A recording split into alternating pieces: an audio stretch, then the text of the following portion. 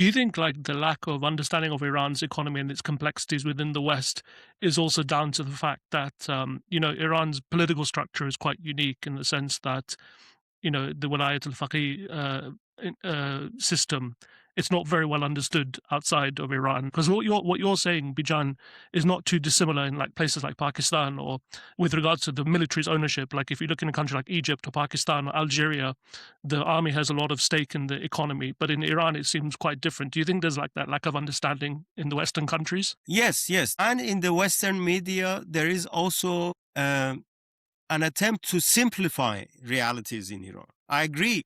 I mean, those of you who have followed me have heard me say that actually Iran is moving closer and closer to a system like Pakistan, where you have a military institution that controls a lot of the political and economic and cultural affairs. You have obviously different civil society players and so on, but fact is, to try to explain some of the complexities, fact is that both the Iranian society and the Iranian state are both very fragmented, and we cannot just take one of the fragments.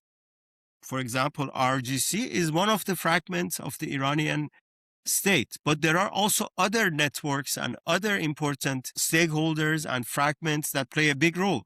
And also in the society, you cannot take, for example, just a fragment that supports the Islamic Republic and say, well, this is the Iranian people. That's not all the Iranian people. There are a lot of people who do not feel represented by the Islamic Republic.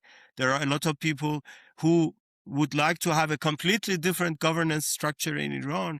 But the problem is that when you simplify and when you try to present a society that's united and not fragmented, and also a state that is united and not fragmented, then it becomes very difficult.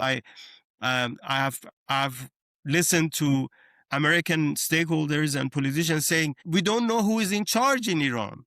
Well, it's not a one-person dictatorship. It's a very fragmented structure, and a structure where most of the political stakeholders are capable of spoiling an idea, but they are not necessarily capable of, pulling through an idea. Just as someone who studied the negotiations around the JCPOA, well, back then the Rouhani government pulled through the JCPOA, but there were also a lot of people who wanted to spoil the JCPOA and who wanted to make sure that it doesn't happen for different reasons, economic interests, ideological interests, and so on.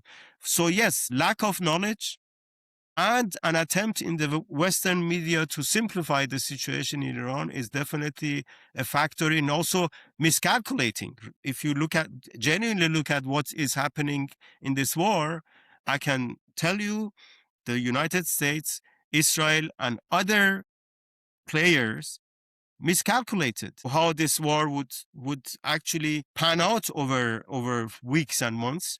And that is because they all have a very superficial understanding of how power and the economy works in Iran.